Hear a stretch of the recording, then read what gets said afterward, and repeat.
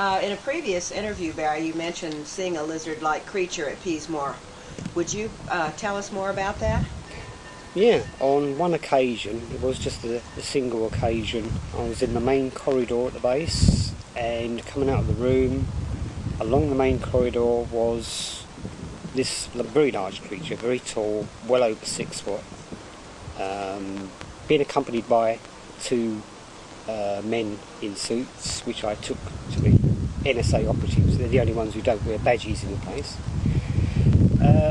I just stopped in my tracks, very, very shaken. I mean, it's a very powerful looking being, very difficult to describe, just very, very tall, very well built, very strong, well over, as I say, well over 6 foot. It must have towered at least a foot over my head.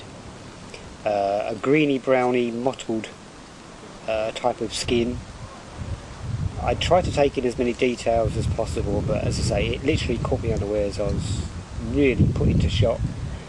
Didn't know what the hell it was. It was just casually walking along the main corridor with the 2 operatives. Got a very strong sense of evil and nastiness about the thing.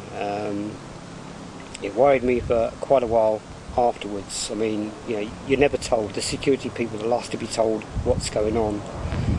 But it was inferred by others at the time that that was one of the reptile species.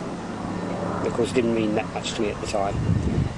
But every time you asked questions, no one wanted to answer. It was just strongly inferred that, yeah, that was a reptilian, you don't want to mess with that, and it was just left at that.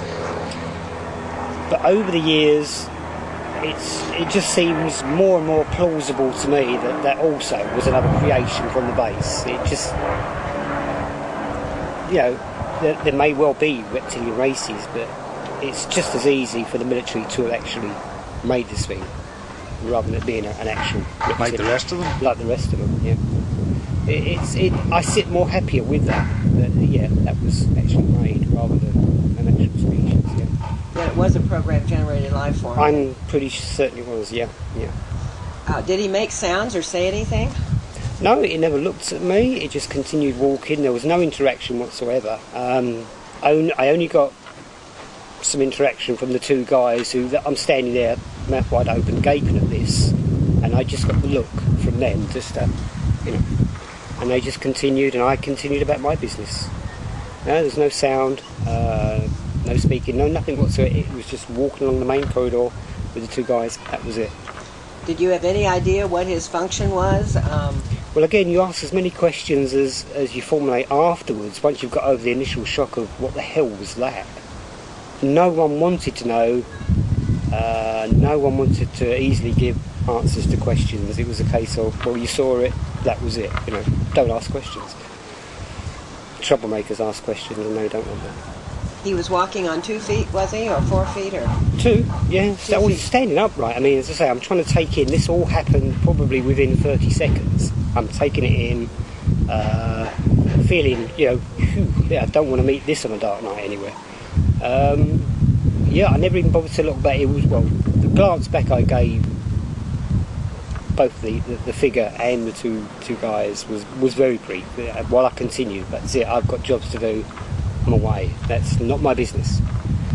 But over a period of time, you were there for upwards of a year or so altogether. Why did this one bit of 30 seconds? Why did this brief? Because it was so out of place with what was going on there. I mean, everyone's so used to the 3 different phases, you know, of development of the PGs, and this literally stuck out like a sore thumb. You know, it's just not the usual thing you see around. It was just the once only. Yeah, it was very unnerving, very scary. Any final questions? You didn't see an insignia or anything on his clothing? I mean, he was dressed in something, presumably. If it was, again, I never noticed. I didn't discern, you know, oh, that was skin and that was clothing. That just didn't, that wasn't there. It was just this tall being. I mean, mostly my focus was from, you know, chest upwards. I mean, the head, you know, I was literally expecting it to turn around and face me, and then I wouldn't know what I would have done if it had done, but it just kept looking straight and continuing, as if I wasn't even there. So, no, I didn't take in that many details. What I saw was, yeah, quite enough, thanks very much. Is there anything that you could say it looked like? Well, again, you've seen drawings that people have done over the years of supposed reptilians, Dracos, whatever the names are given. It lizard-like. I mean, literally is like a very tall, very big lizard. I mean, I was half expecting the big forked tongue to come out, but again, it's just what you expect, what you're programmed to expect a lizard-type being to be like. Any idea why they would create such a creature? Well, it's exactly the same like the normal, if you can call them that, PGs. I mean, they're there for military abductions. And there's an aura of mystery over the reptilians. They're the dangerous ones. They're the ones who are in charge. They're just continuing that. Yeah. Anything finally that you would like to say to the CSETI group? Well, as I mentioned... Any word of advice on it? Well, there is. I mean, there's insiders out there who probably know a hell of a lot more than I'll ever know. And there's a lot of people out there who want to come forward. Just give them the reassurances that they'll be listened to without being laughed at. They'll come forward. Can you help in that regard?